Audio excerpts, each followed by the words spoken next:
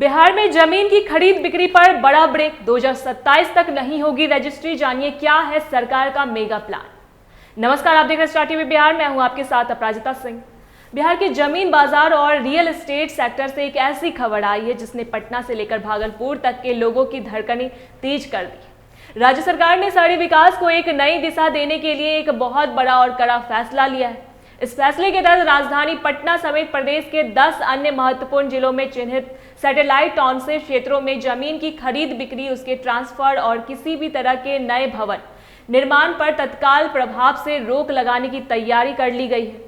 सरकार का यह प्रतिबंध तब तक जारी रहेगा जब तक इन खास इलाकों के लिए मास्टर प्लान पूरी तरह तैयार नहीं हो जाता।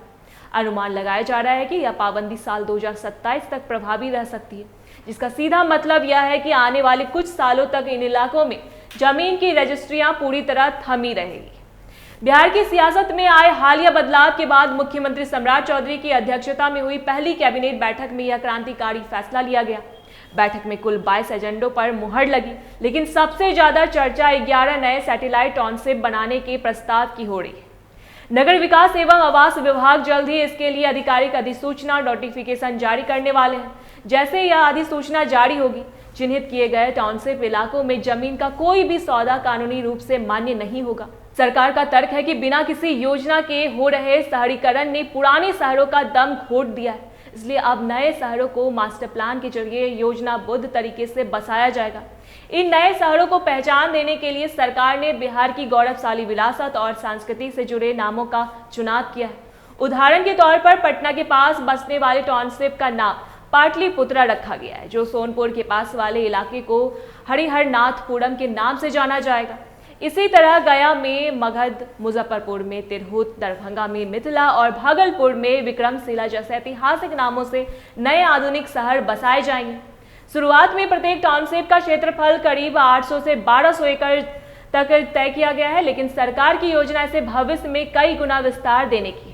इस टाउनशिप में चौड़ी सड़कें, पार्क, स्कूल, अस्पताल और व्यावसायिक केंद्र पहले से ही नक्शे में तय होंगे, ताकि बाद में जाम या जल जमाव जैसी समस्या ना आए। इस मेगा प्रोजेक्ट को जमीन पर उतारने के लिए सरकार लैंड पूलिंग जैसी आधुनिक नीतियों का सहारा लेगी। इसमें किसानों और जमीन मालिकों की हिस्सेदारी सुनिश्चित की जाएगी, ताकि विकास का लाभ सबको मिले। सरकार का मानना है कि इस फैसले से पुराने शहरों पर आबादी का बोझ कम होगा और नए आर्थिक केंद्र विकसित होंगे, जिससे युवाओं के लिए रोजगार के लाखों नए अवसर पैदा होंगे।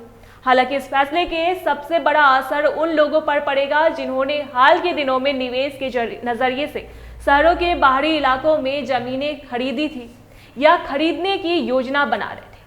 सियासी गलियारों में इस फैसले को एक मास्टर स्ट्रोक माना जा रहा है। सरकार यह संदेश देना चाहती है कि वह अब केवल छोटे मोटे सुधार नहीं, बल्कि बिहार के ढांचे में बुनियादी बदलाव लाना चाहती है। अधिसूचना जारी होने के बाद रियल एस्टेट के कारोबार में एक बड़ी उथल पुथल देखने को मिल सकती है, क्योंकि प्राइम लोकेशन वाली जमीनों की रजिस्ट्रियां रुकने से निवेश का रुख बदल सकता है। आम जनता के लिए यह खबर मिली जुली है। एक तरफ भविष्य में बेहतर सुविधाओं वाले शहर मिलने की उम्मीद है, तो दूसरी तरफ वर्तमान में जमीन की खरीद बिक्री पर लगी रोक ने कई लोगों की योजनाओं पर पानी फेर दिया है। अब सबकी निगाहें विभाग की उस लिस्ट पर है जिसमें उन खास खसरा और मौजा नंबरों का जिक्र होगा जहां यह पाबंदी लागू होने जा रही है। कुल मिलाकर कहे तो बिहार अब एक व्यवस्थित और आधुनिक शहरीकरण की ओर कदम बढ़ा चुका है, जिसका असर आने वाले दशकों तक दिखाई देगा। ऐसी तमाम अपडेट्स के लिए देखते रहे स्टार टीवी बिहार। धन्यवाद।